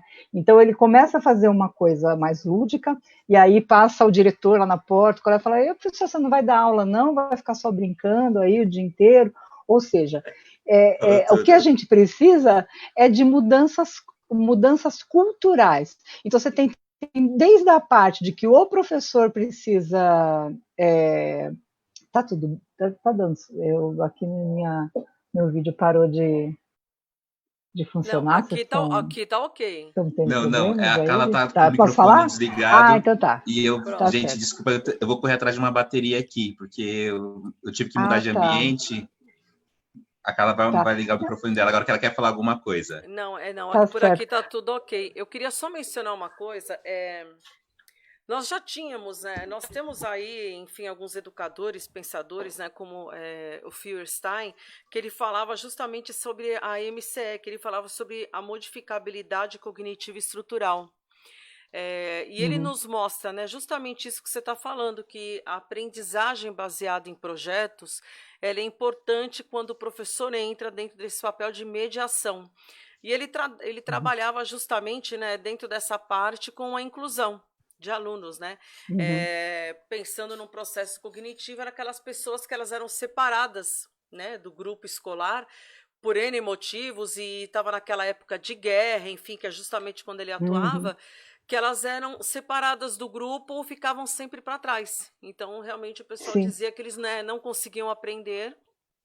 E aí eram criados os projetos e eles pegavam ele pegava, né, esses alunos, juntavam eles e faziam justamente o PBL, que é o Project Based Learning.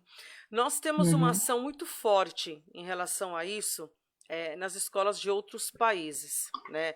uhum, Estados Unidos, Inglaterra, enfim. Nós temos um trabalho que eles agora, eles não falam muito mais nessa situação da inclusão na escola, porque eles já uhum, entendem que aquilo faz parte de um todo. Então, o que acontece? O movimento deles da aprendizagem baseada em projetos já acontece, inclusive, para mediação e como a parte do sistema de avaliação. Então, ah, eles acabam tirando essa questão dessas provas, né, que são realizadas, formais, padrão. Eles atendem aos requisitos políticos de cada país no que diz, eh, no que tem essa parte dessa especificidade, né, que é obrigado uhum, aqueles alunos estarem adquirindo, mas tudo baseado em aprendizagem de projetos, trabalhando justamente uhum, essa parte do desenvolvimento das competências. Né, e eles trabalham com aquele uhum, mosaico de competência. Então, isso é muito tá. interessante porque a gente vê que tem um resultado, né? A gente percebe que os alunos conseguem se engajar. O que a gente percebe que ainda tem alguma dificuldade é na parte da interação social. E Hum, eu acho que isso era uma coisa que precisava ser trabalhado na escola, porque os outros alunos, às vezes, realmente eles não têm uma aceitação legal dentro de um projeto com os alunos assim. Então a gente uhum. sente, né, essa dificuldade nessa comunidade, né, escolar que esses alunos acabam desenvolvendo. Agora, se a gente fosse pensar em ganhos, Cláudia, como é que você poderia Hum. falar esses ganhos desses alunos que estão efetivamente dentro de uma aprendizagem baseada em projetos? O que você pensa, né? Tá. Como que é isso? Eu acho que você falou uma coisa interessante, né, na coisa da interação e às vezes a dificuldade dos alunos terem uma aceitação, É. né, e os ganhos. Acho que isso acaba estando relacionado, né. Na minha experiência, o que eu observo é que a trabalhar, aceitar aquele aluno com uma diferença ou uma questão, acaba sendo muito mais fácil para os alunos, crianças, né, crianças pequenas, do que para os adultos, né. Uhum. Muitas vezes os alunos colocam, eles lá sabem, integram, e os adultos ficam ali patinando, não sabem direito o que fazer. Não, professor, ele quer isso, ele sabe, né? E às vezes você tem até que trabalhar com esses alunos para eles não sufocarem demais, não se protegerem demais o colega, né? Que todo mundo quer ajudar, quem vai fazer? Eu vou ajudar, né? Então fica aquela coisa. Sim. É claro que isso, à medida que você vai crescendo, né, os anos vão ficando adolescentes e tal, isso vai tendo mudanças, né? Mas também a gente não pode esquecer que a escola vai tendo mudanças. A escola, nos níveis mais iniciais, ela é mais lúdica, mais cooperativa, e à medida que vai avançando, ela vai ficando muito mais competitiva. Então, com raras exceções, se oferece um tipo de atividade só numa turma, e muitas vezes aquele aluno que não tem um desempenho esperado naquela atividade, ele é visto como algum estorvo, alguém que fica dificultando, que fica atrasando o ritmo, enfim. Mas é de novo aquela questão da inclusão, né? O problema é este aluno ou o problema é a falta de opções para que esse aluno Esse é o possa problema. aprender, né? Eu acho que à medida que você tem um trabalho mais intencional de convivência com as diferenças, a tendência é que a gente vá minimizando, vá superando essas questões nos níveis mais altos, assim, mais ensino médio, essas coisas assim, e também na sociedade, né? Acho que é importante a gente pensar que a gente trabalha em inclusão, não é para fazer uma coisa bonitinha, um projeto bonitinho dentro da escola, ai que lindo, todo mundo se beija, se abraça, chega na calçada, cada um que se vire, em uma calçada toda quebrada, né, para fazer um quadro bem, todo mundo tropeçando ali na calçada. Não é para isso, né? A escola tem que ser aquele lugar em que você vivencie uma prática de cidadania e que isso vá ser vivenciado na sociedade maior, né? Então eu acredito que numa sociedade devem existir pessoas diferentes, e para que exista pessoas diferentes, eu tenho que aprender a conviver com pessoas diferentes. Então eu tenho que poder esperar, não querer sair na frente empurrando todo mundo, eu tenho que poder ouvir, ou seja, eu tenho que desenvolver determinadas habilidades de convivência. Isso é importante numa sociedade? Partimos do princípio que sim, que isso é importante numa sociedade em que admite a existência de pessoas com diferenças, tem que, não adianta falar, tudo pode ser diferente, aí, mas fica na sua, não vem para cá que nós não queremos, não existe isso, né, gente? Se a pessoa existe, ela tem direito a participar de todos os espaços, né? Então, nada mais justo do que a gente, então, poder ensinar as pessoas a conviver em todos os espaços. Do ponto de vista da aprendizagem, isso, obviamente, é muito mais rico, né, do que se você... É como se você vivesse num universo de aprendizagem monocromático, né? Você se relaciona com pessoas que são sempre da mesma classe social, que têm os mesmos gostos, que vão para os mesmos lugares nas férias, que fazem... Ou você se relaciona com a diversidade, de diferentes pessoas de diferentes origens, de diferentes jeitos, com deficiência, sem deficiência, diferentes pensamentos, diferentes religiões, né? Então, você ter esse tipo de convivência faz com que você tenha, do ponto de vista cognitivo, você tem que fazer muito mais ajustes, né? Você tem que ter uma amplidão de estratégias e você vai aprendendo coisa, você só tem um livro, pode ser um livro maravilhoso, mas só tem aquele, e você tem 200 livros, existe uma diferença, você tem mais acesso, tem mais amplidão, mais diversidade de opções, você conhece, descobri que existe um negócio que é tal coisa, puxa, me interessei por isso, quero... se você só tem um tipo de experiência, você não descobre coisas diferentes, né? Então, a diversidade, ela algo, do ponto de vista da aprendizagem, ela é muito mais rica, né? Ela abre, né? E tem aquela questão, né? Se você não admitir a diversidade, qual é a opção que a gente tem para isso? A opção à diversidade é a opção da visão única, né? A visão única, a ditadura, vamos dizer assim, né? A imposição de uma única visão. Então, se eu não admito que o diverso é o correto, eu vou admitir, então, que aquela uma visão, a visão única é a correta. Mas aí vem a pergunta, né? Visão única de quem? Né? De quem? Sim. Quem vai se sobrepor? Quem é que tem a versão mais certa? Seriam os judeus, os cristãos, os muçulmanos? Qual é a resposta para isso? A resposta, geralmente, né, o que a história da humanidade vem nos ensinando aquele que tem a força de dominar de se sobrepor ao outro, né? Inclusive com violência, através, é este que vai...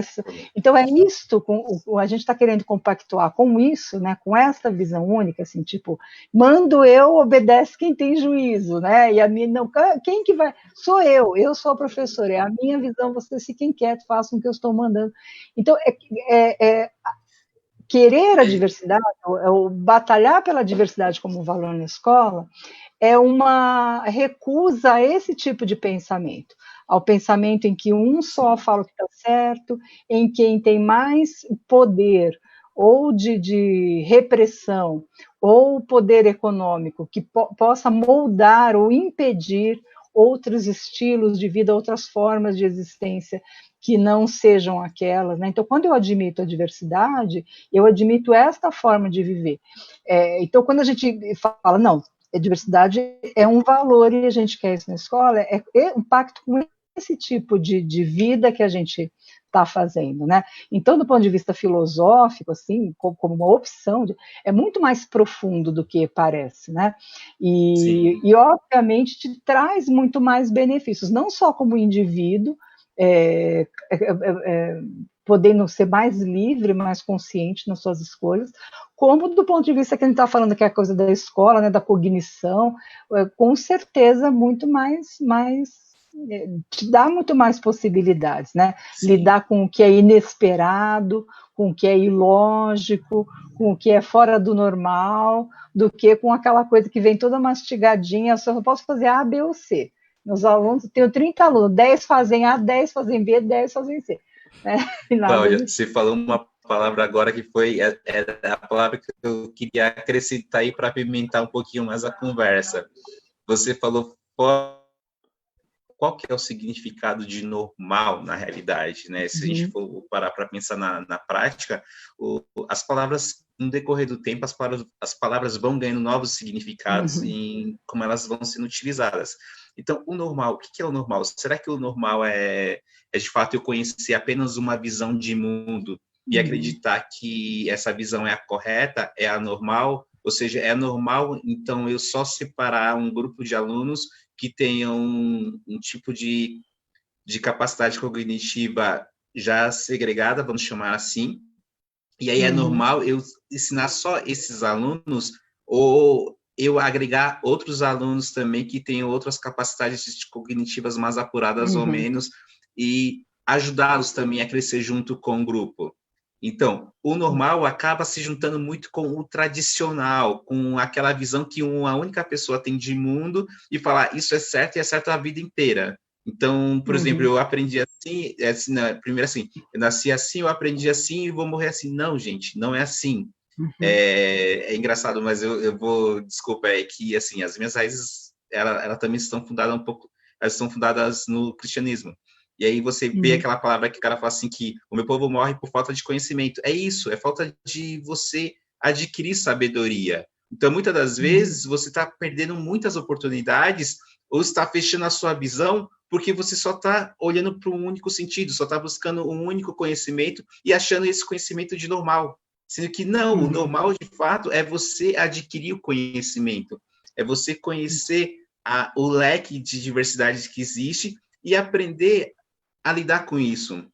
Então, a professora, para ela, não é normal ela conseguir falar com um coleguinha do menino por ele ter uma dificuldade cognitiva, mas, em compensação, para a criança que acabou de nascer e vir ao mundo, para ele é normal. Ele consegue se comunicar com uma outra criança que tem uma dificuldade, por exemplo, que seja autista, alguma dificuldade para se expressar, porque para ele é normal conseguir identificar a linguagem dele. Então, são provocações que a gente precisa começar a refletir.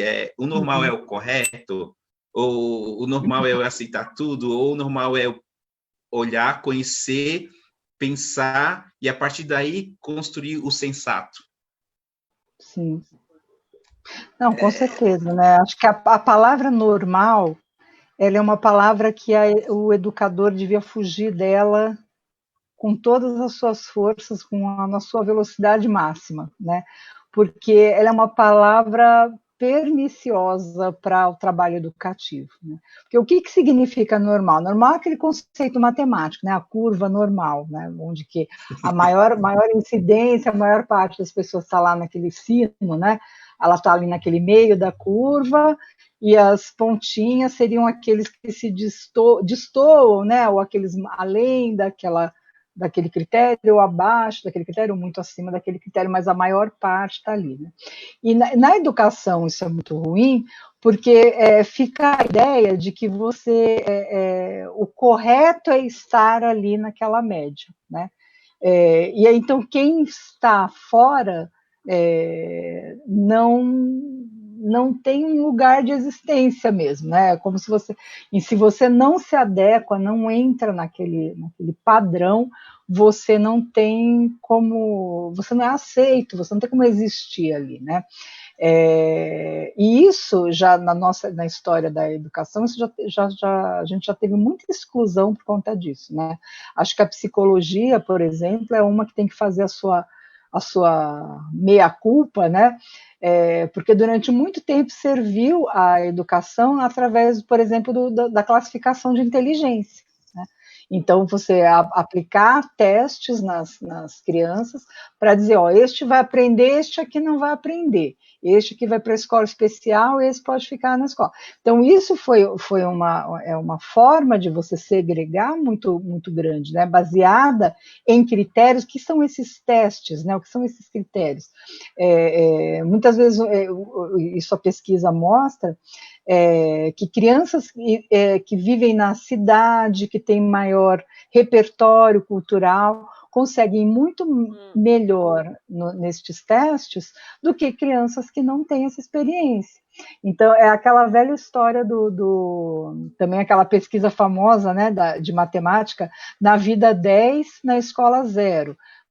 Então, aquela criança que é uma pesquisa dos anos 80, que foi feita por Terezinha Carrara, né, se não me engano, que os meninos vendiam lá o coco na feira, sabiam dar o troco. Um coco é 1,50, 3 cocos são 4,50, eu dou 10, toma aqui o troco.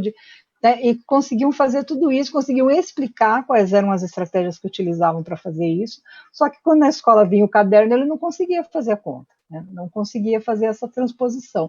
E aí a questão era, né, como é que você consegue se aproximar do que a criança sabe para poder partir daí, ao invés de dizer, não, esse menino não tem jeito, ele tem uma deficiência intelectual, ele não sabe, ele não consegue fazer conta, né? E na verdade não é que ele não consegue, ele dentro de uma experiência concreta, um desafio real, algo para que ele está motivado, ele consegue agir de uma forma muito mais eficiente do que na escola, em que ele não consegue entender aqueles critérios, né?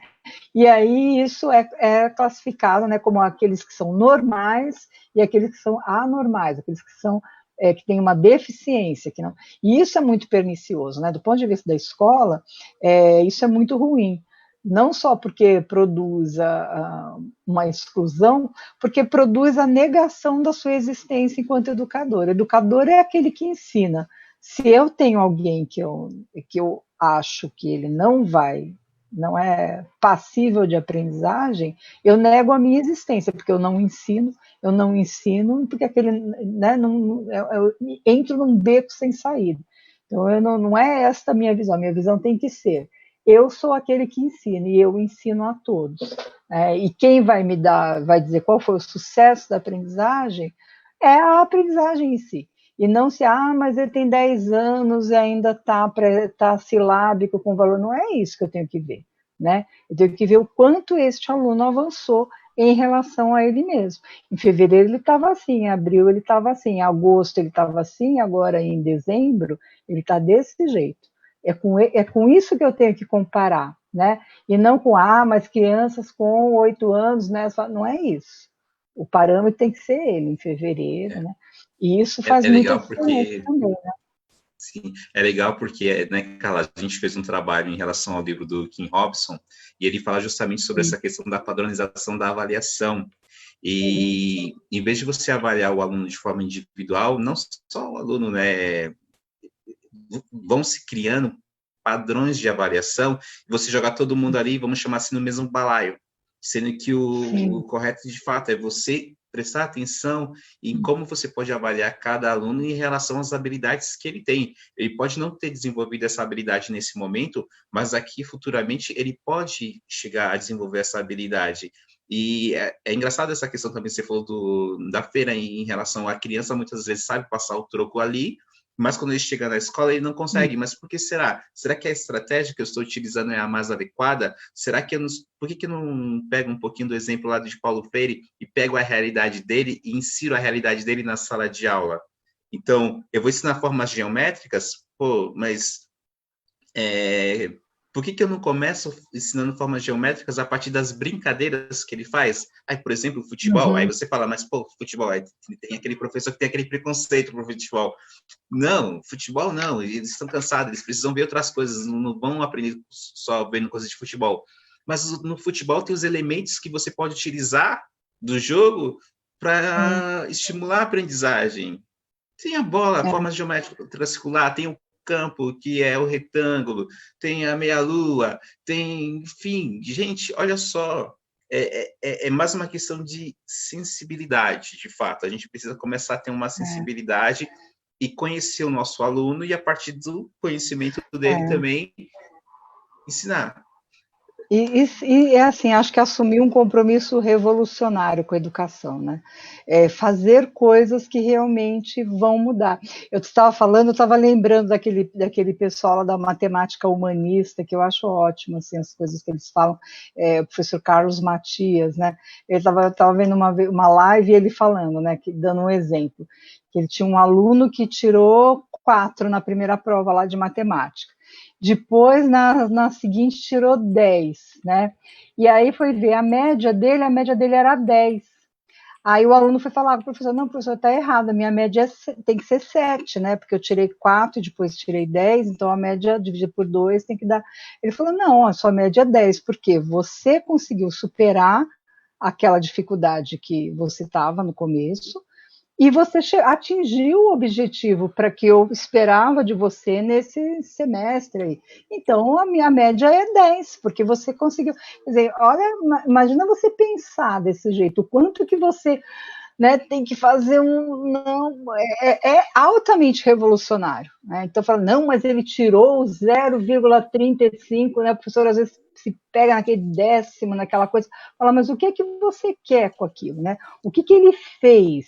Né? Então, a nota não como refletindo como algo para punir, mas algo que reflita, de fato, o processo do aluno. Né? Então, acho que é revolucionário nesse sentido. Né? Professora Cláudia. Fazer coisas revolucionárias. Tá ok. Gente, o papo com a professora Cláudia tá demais, tá gostoso, mas, olha... Não sei se você olhou para o relógio, mas... Eu olhei agora, quando você falou, falei, nossa, já está tarde. Já está tarde.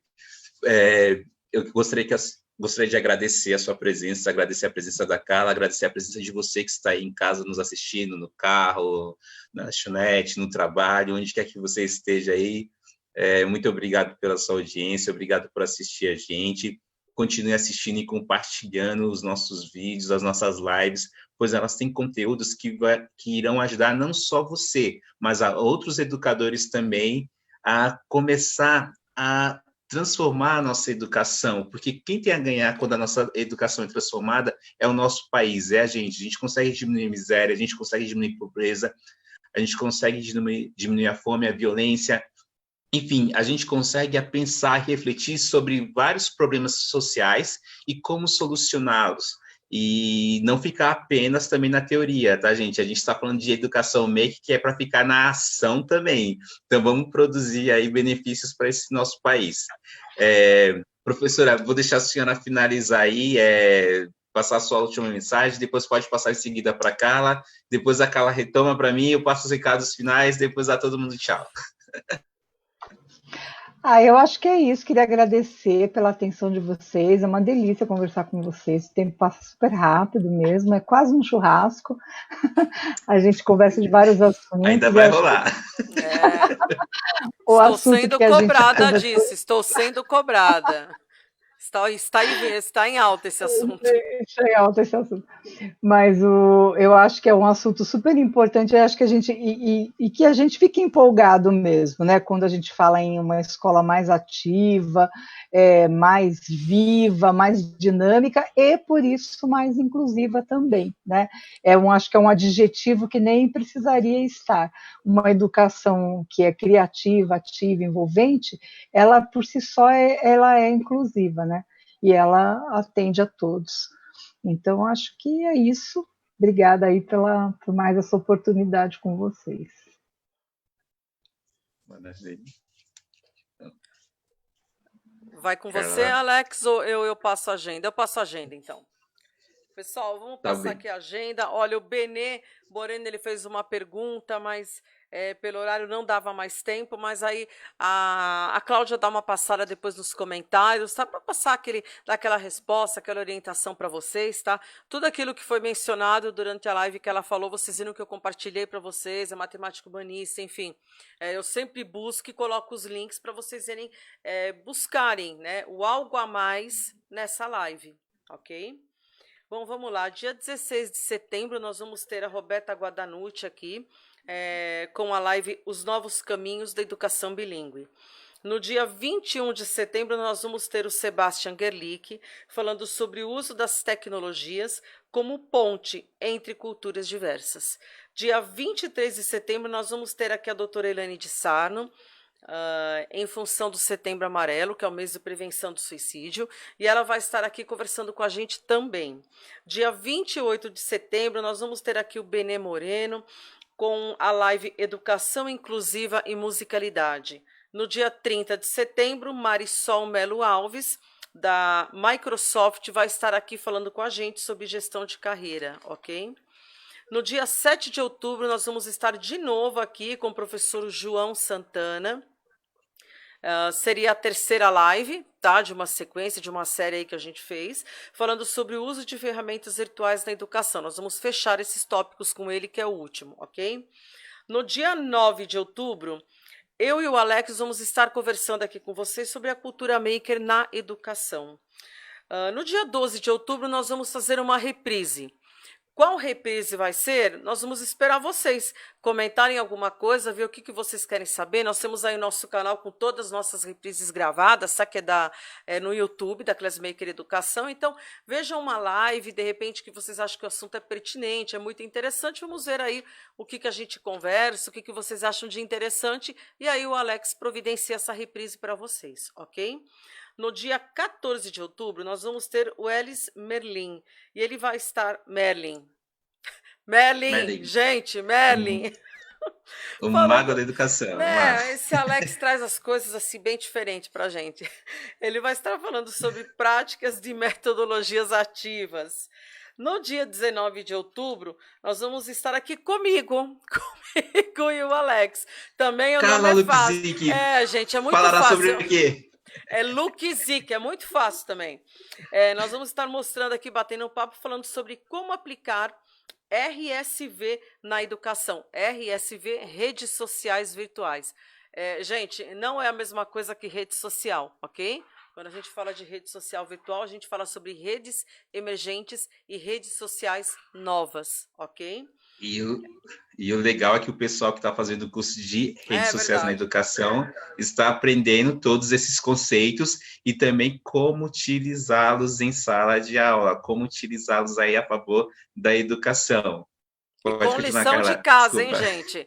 Com lição de casa. Porque quando a gente senta para analisar uma rede social virtual nossa, a gente encontra muitas dificuldades porque estão cheias de erros. Tá? E a gente tem uma dificuldade em consertá-los, porque já se passou muito tempo e nós já estamos com isso daí circulando e ele poderia acabar nos trazendo prejuízos. Então, como acertar isso, né? Como fazer o correto? Como chegar àquilo que a gente precisa? No dia 21 de outubro, nós vamos estar aqui com o Natan Rabinovich, falando sobre aprendizagem criativa na educação. No dia 23 de outubro, nós vamos estar aqui com a professora doutora Ana Maria de Grado Hessel, falando sobre o pensamento complexo de Morin. No dia 26 de no dia 26 de outubro, nós vamos estar com o Adelson Mesquita. Nossa, Mesquitas! Agora que eu percebi, Mesquitas, gente. Adelson, olha que coisa, gente. Eu resolvi isso a tarde toda e agora que eu falei. Não, olha, eu não vou nem dizer o que eu estou pensando, mas vamos lá. Adelson Mesquita, falando sobre segurança cibernética na educação. Gente, a gente falou sobre isso quando a gente trabalha com fake news e informação midiática. Importante esse tema. Sim. No dia 28 de outubro, nós vamos estar trazendo aí uma das séries de 3 sequências da doutora Elaine. Então, do que eu quero falar? No dia 28, nós vamos estar fazendo o quê? Mitos ou verdades sobre esquizofrenia. Essa daí vai ser a primeira. A segunda, mitos ou verdades sobre demência, é a segunda. E mitos e verdades sobre Alzheimer e entrando com autismo, ok? Ela falou que são coisas bem diferentes, né? E que as pessoas confundem muito esse tipo de tópico, porém é um tópico que não dá para abordar 4 coisas em uma live só. Ela falou, são trabalhos diferentes, pontos diferentes, relações diferentes. Então, esses são os tópicos que ela fez a sugestão e nós vamos estar trazendo nessa sequência para vocês que nem fizemos com o João, tá? E no dia 18 de novembro, as outras datas ainda não estão fechadas, porque nós estamos compondo a agenda de novembro. No dia 18 de novembro, nós vamos ter aí a Tatiana Paz. Ela vai estar falando sobre mulheres negras e a autoria na cybercultura. Estamos procurando assim montar assim uma agenda legal, porque o ano que vem nós entrando, colocando um pé muito forte no ensino híbrido, a gente vai precisar de muito respaldo, muita estrutura, muito embasamento. E, lógico, é apenas uma live, a gente sabe que isso não é um curso, ok? Não substitui um aprofundamento no assunto, ok? Ou um conhecimento melhor, mesmo que não seja um aprofundamento, tá? Algo para mais de, sei lá, 100 horas, 80 horas, não é disso que a gente está falando.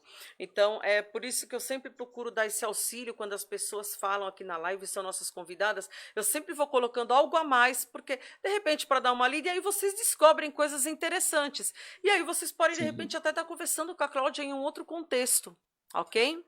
Bom, vou passar agora para o Alex. O Alex, passa aí a mensagem das nossas redes sociais e os nossos cursos, que eu acho que agora a internet dele tá legal.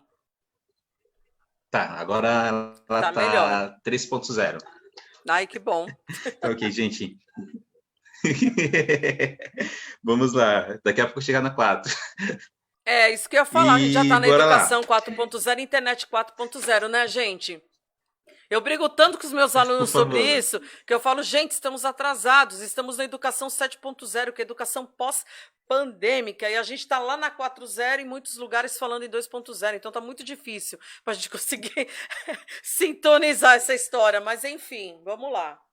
Vamos lá. Então, pessoal, passando recadinhos básicos para vocês rapidão em relação aos cursos da Classmaker que vão rolar nos próximos meses. Então, vamos lá. No mês de outubro, 5 de outubro, começa o curso de construção de mundos virtuais por meio do software Minecraft. As aulas vão ser de segunda e quarta, no período da tarde. Depois nós temos, no dia 13/10, a aprendizagem criativa com a Maria Parlato. Os cursos serão de terça e quinta, também no período da tarde. E aí temos em novembro o curso de educação 4.0 com quem? Carla Lukzik, essa aqui nos acompanha em todas as nossas lives, de terça e quinta, das 14 às 17h30. Então, todos os cursos que eu passei para vocês, eles serão no período da tarde. Então, a gente vai ter o curso de construção de mundos virtuais, em outubro, o de aprendizagem criativa, também em outubro, e, em novembro, o curso de educação 4.0. Desculpa, faltou falar um detalhe. Também a gente tem o curso do Benê Moreno, que ele vai falar sobre a musicalidade na educação, tá? E esse curso vai ser agora em outubro também.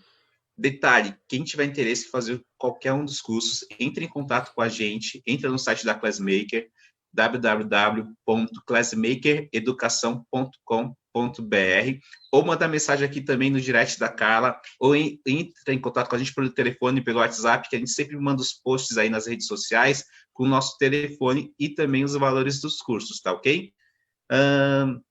Uma coisinha básica que o Benê pediu para falar para vocês, que eu acredito que eu não consegui falar naquela hora no começo, porque minha internet estava oscilando bastante aí, a onda estava vai, vem, vai, sobe, desce aí, então acabou acontecendo que agora ela estabilizou, né? A maré tá boa. O Benê pediu para avisar para vocês que o curso dele é principalmente para professores que querem utilizar a musicalidade, a música na sala de aula, e muitas das vezes não sabe como. Às vezes, o professor acredita que para usar a música ele precisa saber cantar, saber tocar um instrumento. Não, ele vai justamente ensinar as possibilidades de você utilizar a música como um processo de aprendizagem e ensino na sua aula, tá ok? Outra coisa básica, os nossos cursos eles estão sendo ministrados à tarde, porém, se você não tiver disponibilidade para fazê-los à tarde, vocês podem entrar em contato com a gente e a gente verifica a possibilidade de abrir turma em outros horários. Por enquanto, a gente não tem só no horário da madrugada, porque a Carla precisa dormir. Verdade. E também Verdade. os profissionais, né?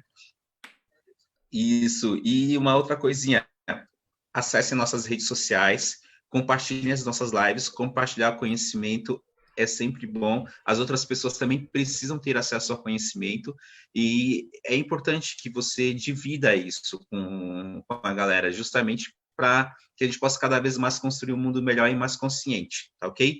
Acesse nosso canal no YouTube, aperta lá no sininhozinho, que a Carla fala direto para apertar lá no sininho, clica lá no sininho, né? Senão vai apertar, não, clica lá no sininho e fica por dentro de todas as nossas lives. Se você não teve tempo de assistir a nossa live em tempo real, indo lá no canal do YouTube, você consegue acessar e ver todos os conteúdos que a gente tem disponível lá.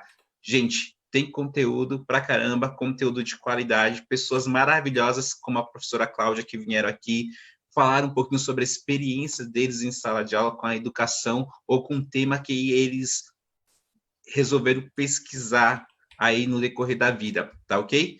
Então, mais uma vez, gratidão a todos vocês. Brigadão, professora Cláudia. Brigadão, Carla Luxic. E brigadão, mais uma vez, a você que está aí nos assistindo, porque a gente faz isso para você. É que a gente quer que você também seja diferença nesse planeta, nessa terra, e que a gente venha sempre evoluir juntos. Gratidão a todos vocês. Brigadão. Bom, pessoal, boa noite, então. Nos vemos aqui na quarta-feira, no dia 16, então, com a Roberta, ok? Vamos assistir essa live junto com ela. E podem deixar suas perguntinhas, de repente, algumas observações, reflexões, podem passar para a Cláudia, porque ela sempre entra depois para ler, ou ela sempre faz um complemento, tá? E eu vou estar divulgando as redes sociais da Cláudia também aqui nos nossos comentários para vocês, ok? Não se esqueçam das nossas redes sociais, www.classmaker.com.br, nossa rádio classmaker.com.br, gente, 8.000 pessoas. 8.000, é muita gente na rádio, é muito educomunicação. Então, assim, vou estar compartilhando com vocês tudo isso, já comecei a colocar alguma coisinha, e aí eu também vou estar compartilhando da Cláudia para vocês. Beijo no coração, gratidão por vocês estarem aqui, já estão convidados para a quarta-feira. Muito obrigada, Cláudia, muito obrigada, Alex, e a gente se vê lá. Boa noite, beijo!